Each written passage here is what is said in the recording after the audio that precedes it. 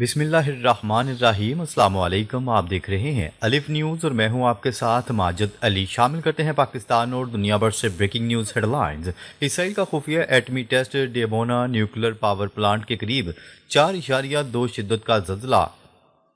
News report के मुताबिक Israel जो एक ताकतवर न्यूक्लियर पावर है और इसके पास तकरीबन 90 न्यूक्लियर वारहेड्स हैं। इसके न्यूक्लियर प्रोग्राम की मरकजी जगह डेमोना के करीब एक ज़बरदस्त ज़लज़ला आया है। 4.2 शिद्दत का ये झटका बिल्कुल इस इलाके में रिकॉर्ड हुआ जहां इसराइल का सबसे बड़ा न्यूक्लियर पावर प्लांट वाक़ है। ये ज़लज़ला कुदरती था या कुछ और, ये सवाल अब हर किसी की ज़बान पर हैं। वायु के ज़लज़ला आने के फ़ौरन बाद इसराइली हुकाम ने लोगों को घरों से बाहर खुले मैदानों में रहने की हदायत दी। कहा गया कि आफ्टर शॉक्स आ सकते हैं, मगर हैरत की बात है कि कोई आफ्टर शॉक्स नहीं आया। पूरी दुनिया में अफवाहें गर्दिश कर रही हैं कि ये इसराइल का खुफिया न्यूक्लियर टेस्ट था।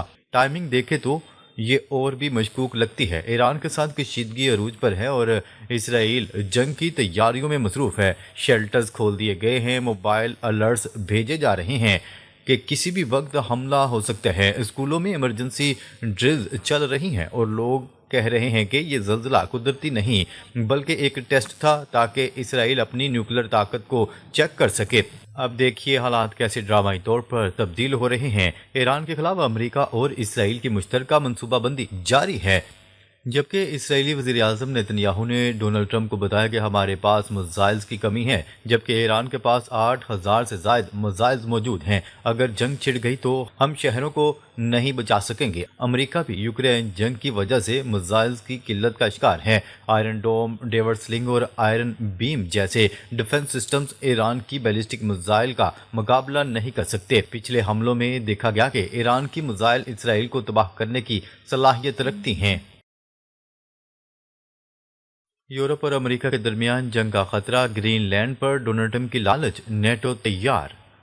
आलमी सियासत इस वक्त एक नहायत ख़तरनाक मोड़ पर खड़ी है। वो मंजरनामा जो कभी नामुमकिन समझा जाता था अब आहिस्ता आहिस्ता हकीकत बनता दिखाई दे रहा है। यूरोप और अमेरिका के ताल्लुकात में ऐसी दरार पड़ चुकी है जिसने पूरी दुनिया को तशवीश में मुब्तला कर दिया।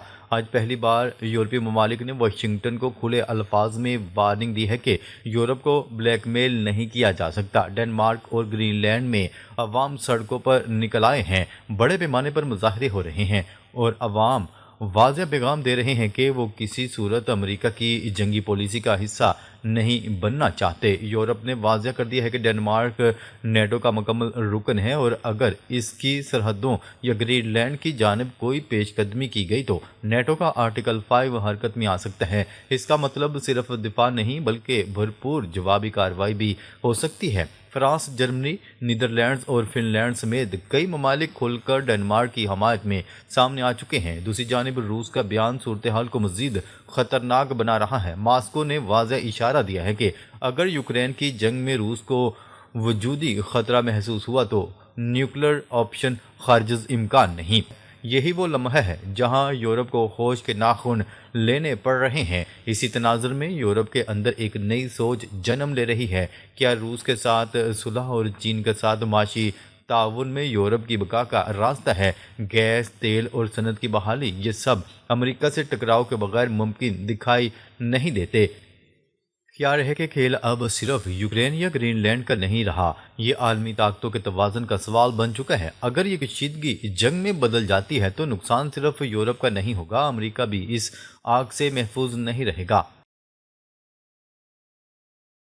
डोनाल्ड ट्रंप आइंदा हफ्ते में खामनाई को कत्ल करने की कोशिश करेंगे। साबिक अमरीकी सफ़ीर। इसराइल के लिए साबिक अमरीकी सफ़ीर ने दावा किया है कि सदर डोनाल्ड ट्रंप ईरानी सुप्रीम लीडर को कत्ल करने की कोशिश करेंगे। ख्याल है कि साबिक अमरीकी सफ़ीर डॉन शैप्रो साबिक अमरीकी सदर बाराक ओबामा के दौरे सदारत में इसराइल में अमरीकी सफ़ीर तैनात थे। इसराइली खबरसां इदारे की रिपोर्ट के मुताबिक एक इंटरव्यू में साबिक अमरीकी सफ़ीर का कहना था कि सदर डोनाल्ड ट्रंप आने वाले हफ्तों में ईरान के सुप्रीम लीडर आयतुल्लाह खामनाई को कत्ल करने की कोशिश करेंगे। साबिक अमरीकी सफ़ीर का दावा इस वक्त सामने आया है जब ईरानी सुप्रीम लीडर ने यह इल्ज़ाम आयद किया कि ईरान में तशद्दुद मुजाहरों और कत्ल में अमरीकी सदर मुलव्वस हैं। سابق امریکی سفیر نے ایران کے سپریم لیڈر آیت اللہ خامنائی سے متعلق کہا ہے کہ اب وہ 86 برس کے ہو چکے ہیں اور بیمار آدمی ہیں، لہٰذا ایران کو اس وقت ایک نئی قیادت کی ضرورت ہے۔ اس کے علاوہ سماجی رابطے کی سائٹ ایکس پر جاری بیان میں سابق امریکی سفیر کا کہنا تھا کہ جلد امریکہ کا ایک بڑا بیڑا مشرق وسطیٰ میں موجود ہوگا جو ایران پر حملے کو نہ صرف آسان بنائے گا بلکہ ایران کے جواب کی صورت میں دفاعی تیاریوں میں بھی مدد دے گا۔ انہوں نے کہا ہے کہ امریکہ ایرانی فورسز پر مزید حملے کر سکتا ہے۔ ایرانی سپریم لیڈر پر حملہ، ایران کے خلاف پوری جنگ تصور کی جائے گی، ایرانی صدر نے خبردار کر دیا۔ ایران نے امریکہ کو خبردار کرتے ہوئے کہا ہے کہ رہبر اعلیٰ آیت اللہ خامنائی پر کسی بھی حملے کو پوری جنگ کا سبب سمجھے گا۔ ایرانی صدر مسعود پزشکیان نے سماجی رابطے کی ویب سائٹ ایکس پر اپنے بیان میں کہا کہ ایران کسی بھی ناانصافی پر مبنی جارحیت کا سخت اور افسوسناک جواب دے گا۔ انہوں نے کہا کہ سپریم لیڈر پر حملہ دراصل ایران کے خلاف ہمہ گیر جنگ کا اعلان ہوگا۔ یہ بیان امریکی صدر ڈونلڈ ٹرمپ کے حالیہ بیانات کے بعد سامنے آیا، جنہوں نے ایران میں مظاہرین کے خلاف سخت کارروائیوں اور ممکنہ پھانسیوں پر سختی سے خبردار کیا تھا۔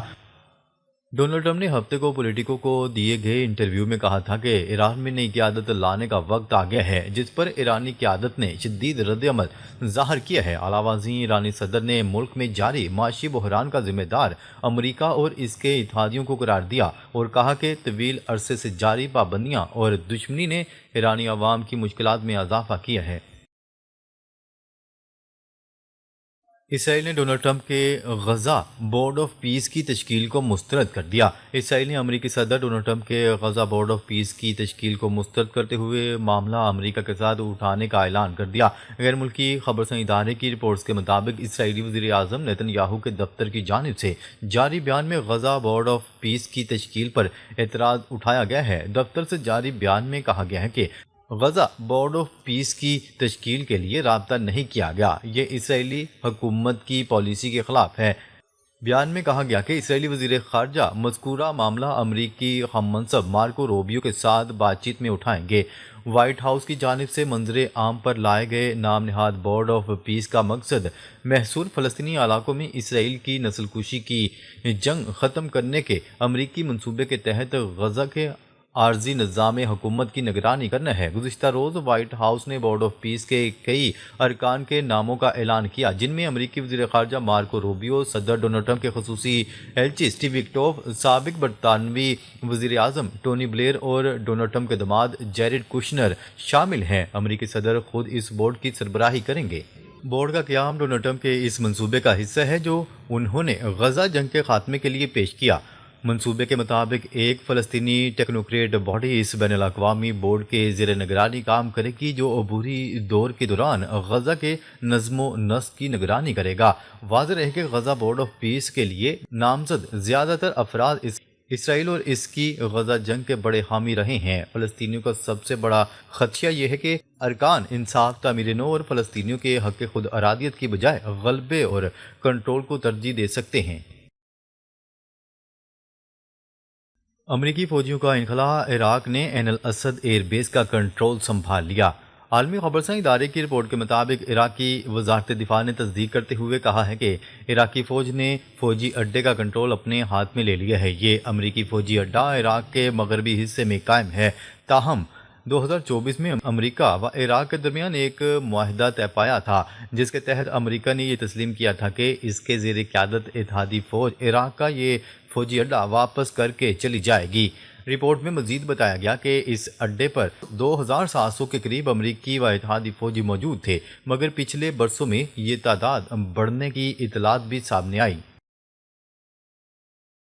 روس کے یوکرین پر ڈرون حملے۔ یوکرین کے مختلف علاقوں میں یہ حملے ایک ایسے وقت میں کیے گئے ہیں جب یوکرینی حکام اور بین الاقوامی ثالث ایک نئے مرحلے کی بات چیت کی طرف بڑھ رہے ہیں۔ امریکہ اور یوکرین کے درمیان امن مذاکرات جاری ہیں، جبکہ جنگ کے بعد کے منظرنامے پر غور کیا جا رہا ہے۔ صدر زیلنسکی نے روسی حملے کی تصدیق کرتے ہوئے کہا کہ رات کے وقت ہونے والے اس حملے میں 200 سے زائد ڈرونز استعمال کیے گئے۔ حملے سے انسانی بحران پیدا ہوا اور توانائی کے شعبے پر مزید منفی اثرات بڑھ گئے۔ یوکرینی صدر کا مزید کہنا تھا کہ روس سفارتکاری میں سنجیدہ نظر نہیں آتا، تاہم انہوں نے اس عزم کا اظہار بھی کیا کہ امریکہ کے ساتھ مذاکرات آئندہ ہفتے بھی جاری رہیں گے۔ ناظرین، اب تک کے لیے اتنا ہی۔ مزید خبریں لے کر بہت جلد آپ کی خدمت میں حاضر ہوں گے، تب تک کے لیے اپنا خیال رکھیے گا۔ اللہ نگہبان۔